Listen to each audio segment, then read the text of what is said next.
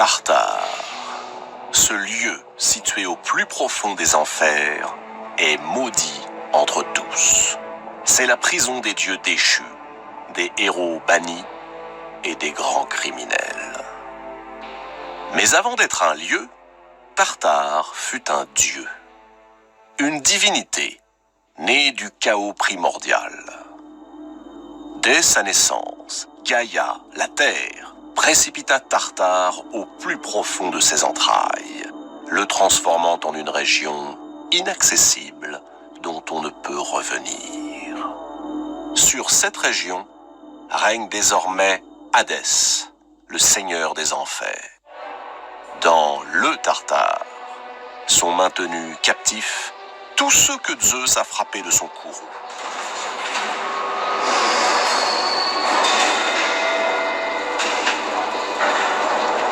Autour d'eux se dresse une triple muraille d'airain.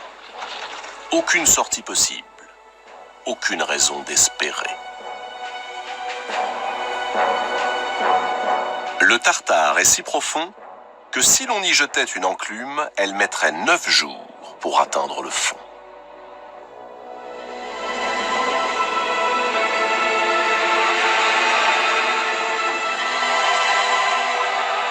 Quelque part, enveloppés dans des brumes de soufre, montent les cris des damnés. Ici, les fils d'Ouranos et de Gaïa, les titans, coupables de s'être révoltés contre Zeus. Plus loin, les géants, se croyant invincibles en raison de leur taille monstrueuse, ils osèrent déclarer la guerre aux maîtres de l'Olympe. Ils ont perdu. Mais les titans et les géants ne sont pas seuls à croupir dans le Tartare, cette prison infâme.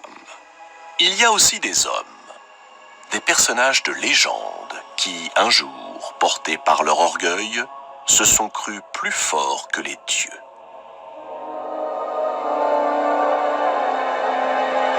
Le plus célèbre d'entre eux s'appelle Sisyphe.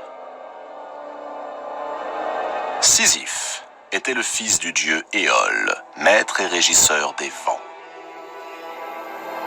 Il est marié à l'une des 7 Pléiades, Mérope. Il appartient à cette lignée d'individus rusés qui trouvent toujours le moyen de tromper leurs semblables et même les dieux. Fondateur de la ville de Corinthe, Sisyphe a su développer dans sa cité le commerce et la navigation. Mais en dépit de cela, ou à cause du grand désordre que cela avait apporté, il est considéré par tous ses sujets comme un personnage peu fiable. Parmi ses très nombreuses richesses, Sisyphe possède un magnifique troupeau, tout aussi beau que celui de son voisin, Autolycos, le fils du dieu Hermès. Autolycos est passé maître dans l'art de voler. Son père lui a donné le pouvoir de métamorphoser toutes les bêtes qu'il dérobe, de donner des cornes à celles qui n'en ont pas, de rendre noires celles qui sont blanches, et inversement.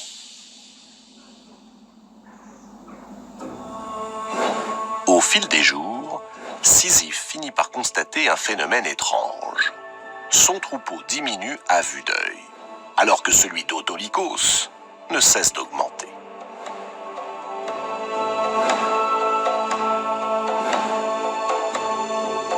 Il connaît la réputation d'Autolycos. Le coupable ne peut être que lui. Alors, pour confondre le voleur, Sisyphe imagine un stratagème.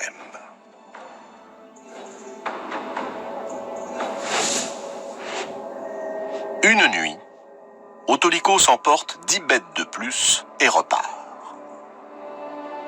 Sans le savoir, il vient de tomber dans le piège imaginé par Sisyphe. Dès l'aube, Sisyphe se présente devant Autolycos et il l'accuse de vol. Autolycos proteste. Sisyphe ordonne alors à ceux qui l'accompagnent d'inspecter le troupeau. Ils identifient aussitôt les bêtes dérobées, car il a fait graver sous chacun de leurs sabots cette inscription volée par Autolycos. Or ce jour est la veille du mariage de la fille d'Autolycos, Anticlée. Elle doit épouser le roi d'Ithaque, Laërte. Sisyphe se dit qu'il tient là sa vengeance.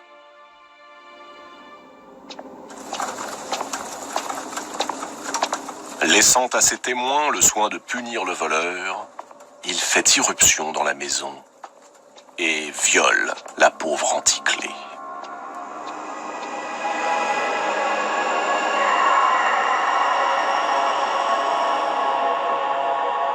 Quelque temps plus tard, un enfant vient au monde et on lui donne le nom d'Ulysse. Est-il le fils de Laërte ou de Sisyphe?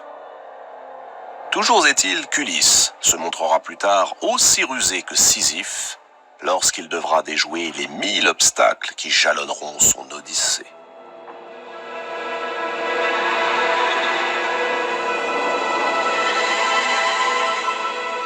Mais une seconde affaire vaut à Sisyphe de partager le sort des damnés.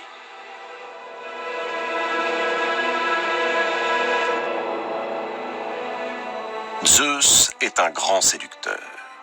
Déesses ou mortelles, toutes les créatures féminines qui croisent sa route, consentantes ou pas, finissent par succomber à ses ardeurs. Le jour où il rencontre Égine, la jolie fille du dieu fleuve Asopos, une fois de plus, son cœur s'emballe.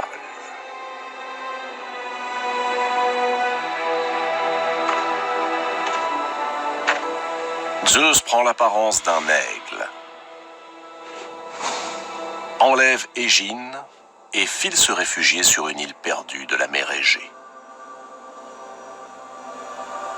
Asopos part à la recherche de sa fille à travers toute la Grèce.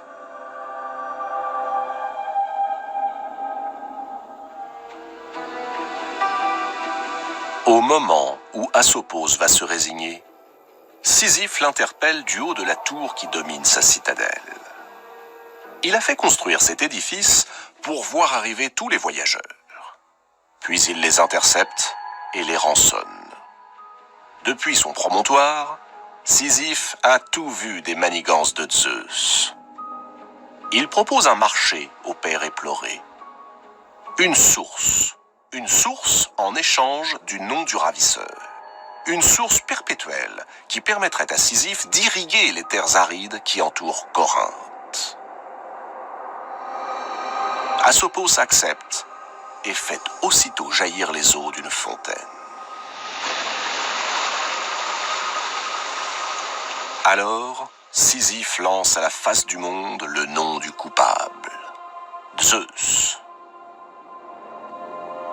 Zeus n'a rien manqué de la scène. D'abord, le viol d'Anticlée, et maintenant cette dénonciation, un acte d'impiété qu'il ne peut tolérer. Il envoie à Sisyphe la plus désagréable visiteuse qui soit, Thanatos, la divinité de la mort.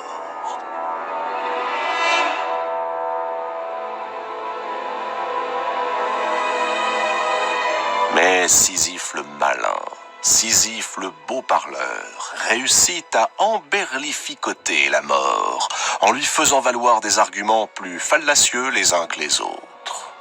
Il parvient même à l'enchaîner au plus profond de l'une des prisons de sa citadelle. Peu à peu, l'enfer se dépeuple, puisque la mort prisonnière ne peut plus assurer sa fauche quotidienne. Une effroyable tragédie s'annonce. Si rien n'est fait, alors la terre regorgera d'humains et il n'y aura jamais assez de place pour tous les contenir.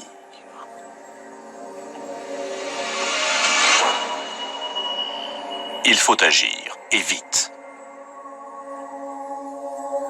Zeus est sans pitié. Il condamne Sisyphe à rejoindre les profondeurs du Tartare.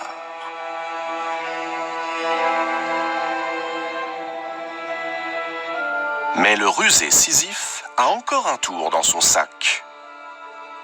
Avant d'obéir à Zeus et de descendre aux enfers, il recommande à sa femme Mérope de ne pas ensevelir son corps et de ne pas faire les offrandes rituelles. Mérope, bien que surprise, accepte. Une fois aux enfers, le condamné marche droit vers Perséphone, la reine du monde souterrain. Il lui déclare sur un ton affligé qu'étant mort sans sépulture, il ne doit pas se trouver là. On aurait dû le laisser sur l'autre rive du Styx. Il ajoute, larmoyant, que sa femme a fait preuve d'une impardonnable impiété, qu'il se soumette à la sentence de Zeus, mais qu'il demande la permission de revenir sur Terre afin de faire le nécessaire pour son enterrement et pour châtier celle qui a manqué à ses devoirs. Il s'engage à être de retour dès que les rites auront été accomplis.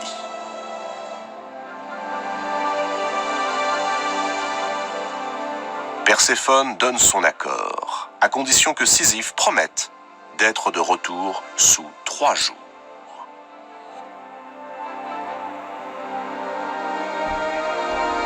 Sisyphe remonte vers la lumière et, bien évidemment, renie sa promesse.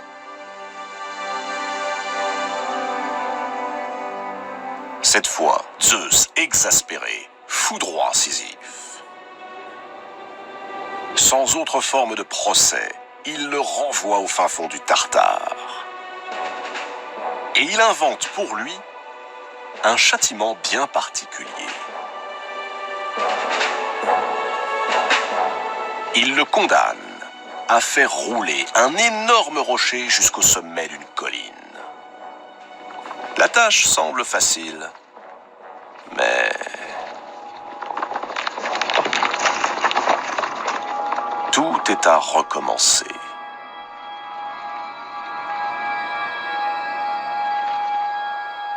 Ce travail absurde a frappé l'imagination populaire, au point que le châtiment de Sisyphe est devenu le symbole de la condition humaine.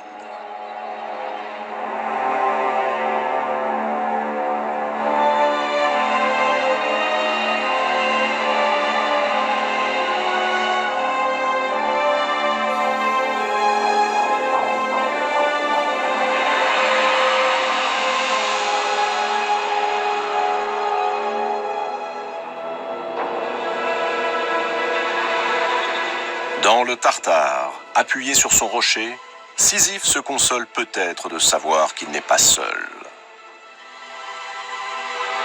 Depuis qu'il est là, il a vu bien des personnages illustres. Atlas, condamné à porter le monde sur ses épaules. Mais aussi Encélade, Ixion et d'autres dont il a oublié les noms.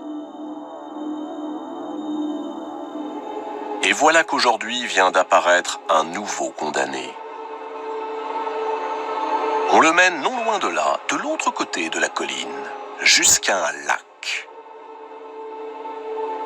Sisyphe connaît cet homme.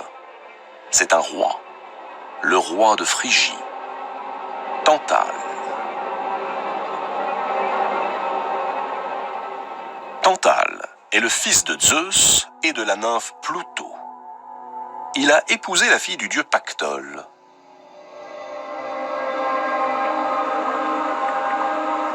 Pactole est un dieu fleuve, un fleuve rempli de pièces d'or depuis qu'un jour le roi Midas s'y est baigné. Tantale avait tout pour devenir un héros valeureux. L'intelligence, le courage et surtout la protection de son père, Zeus. Privilège rare, il était admis à participer au banquet de l'Olympe. Zeus le nomma roi de Phrygie, et le vertige du pouvoir s'empara de lui.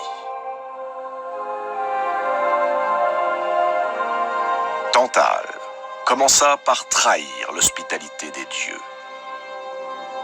Un jour, alors qu'ils venaient de manger et de boire à leur table, profitant d'un moment d'inattention, il osa dérober ce qui ne peut appartenir qu'aux dieux, le nectar et l'ambroisie, la boisson et la nourriture des immortels.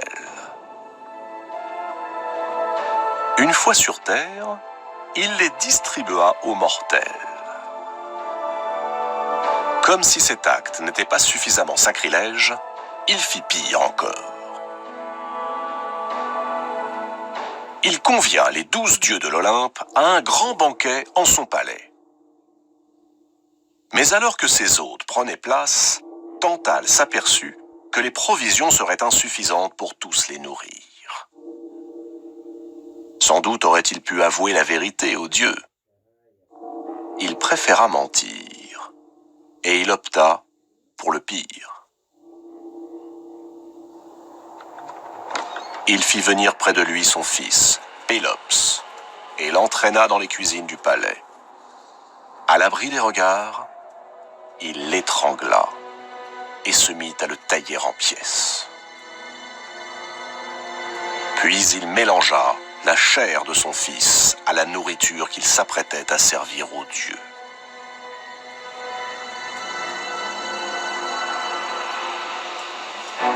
À peine ces derniers eurent-ils goûté au plat qu'ils furent saisis de dégoût et se détournèrent avec horreur. Tous venaient de reconnaître la présence de la chair humaine. Tous, sauf la déesse Déméter. L'esprit préoccupé par la récente disparition de sa fille Perséphone, elle mangea machinalement un morceau de l'épaule de Pélops.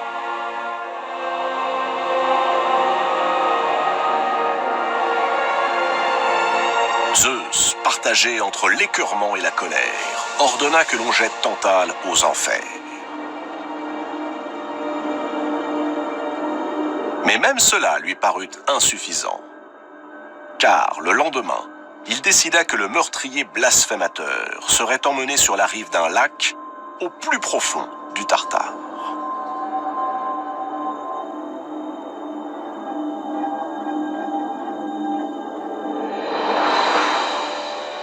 Et le voici, Tantale, roi et demi-dieu déchu.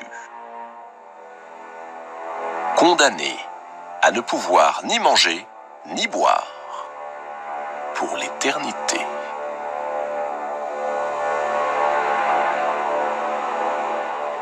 À sa droite, le fruit que porte un arbre sur la rive. C'est une belle poire, bien luisante, bien appétissante. Autour de lui, jusqu'au cou, une eau fraîche et transparente.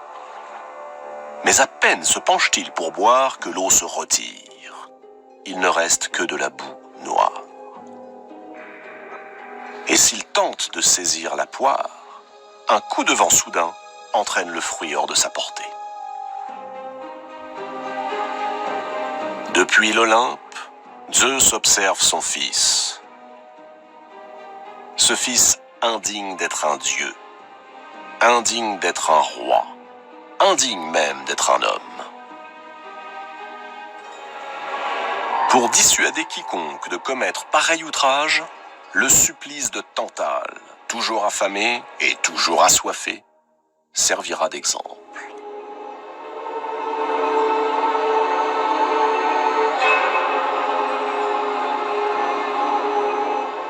Si Zeus est redoutable dans le châtiment, il sait aussi se montrer magnanime. Il décide de ressusciter l'infortuné Pélops. Il charge Hermès de rassembler le corps démembré de l'enfant, de le faire bouillir dans un chaudron auquel il confère des vertus magiques. Ainsi, chaque parcelle du corps déchiqueté de Pélops reprendra vie.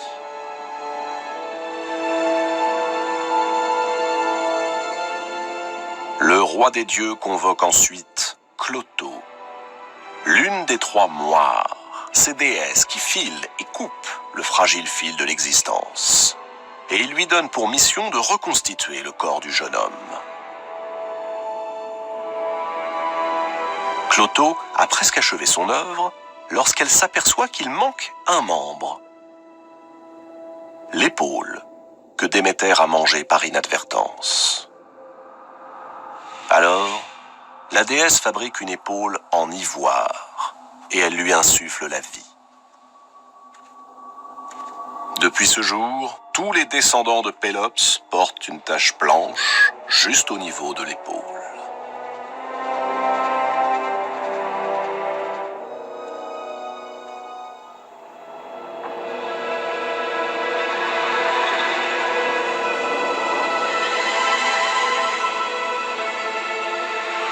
quelques pas de là, un autre criminel purge sa peine. Il s'appelle Ixion. Pour Ixion, tout commença le jour où il voulut épouser la fille du roi de Thessalie, Éionée. Pour le convaincre, Ixion s'engagea à offrir à la jeune femme les présents les plus admirables. Éionée accepta et le mariage fut célébré. Le lendemain, Éionée réclama les cadeaux promis à sa fille. « Il n'y en aura pas, répliqua Ixion. Et il signifia avec dédain qu'il avait changé d'avis. La brouille s'installa entre les deux hommes. Éionée menaça Ixion des pires représailles. Effrayé, ce dernier se hâta d'inviter son beau-père à un banquet de réconciliation. Éionée accepta. Il pénétra dans le palais d'Ixion. Ixion l'accueillit, puis il l'entraîna vers la salle où était dressée la table du banquet. Alors qu'il parvenait à la hauteur d'une fosse où brûlait un grand feu, Ixion poussa violemment son beau-père. Éionée s'écrasa sur les braises ardentes. Lorsqu'elles apprirent ce crime odieux, pas une seule des divinités de l'Olympe n'accepta de purifier Ixion. Pas une, sauf Zeus. Il prit le criminel en pitié, et non seulement il le purifia, mais il le convia aussi à sa table. On aurait pu imaginer que Ixion témoignerait à Zeus sa reconnaissance pour ce noble geste. Au contraire. À peine installé à table, il se comporta de la manière la plus ingrate qui soit. Il tenta de séduire Héra, la propre épouse de Zeus. Cette fois, Ixion avait dépassé les bornes.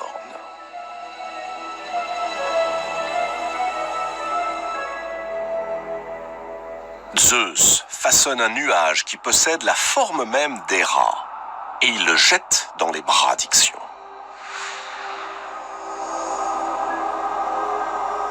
Emporté par le désir, égaré par l'ivresse, Ixion ne se rend pas compte qu'il tient entre ses bras une créature illusoire, un double de Héra.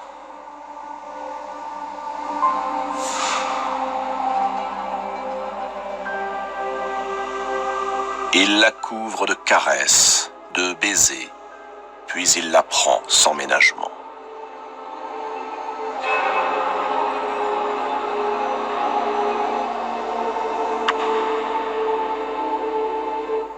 De cette union naîtra un être hybride, mi-homme, mi-cheval.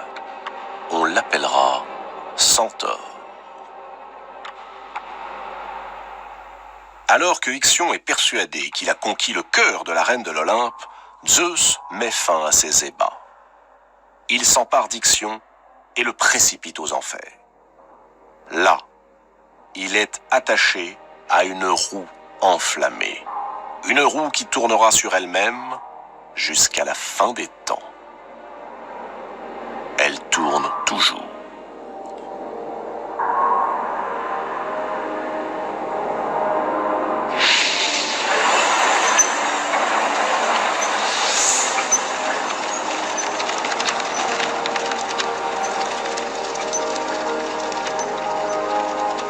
Les damnés du Tartare, qu'il s'agisse de Sisyphe, d'Ixion ou de Tantale, ne croyaient pas que les dieux oseraient les punir. Ils ont commis des crimes plus atroces les uns que les autres, sans se soucier des conséquences. Mais s'il est une chose que les dieux ne supportent pas, c'est bien que de simples mortels s'imaginent invincibles.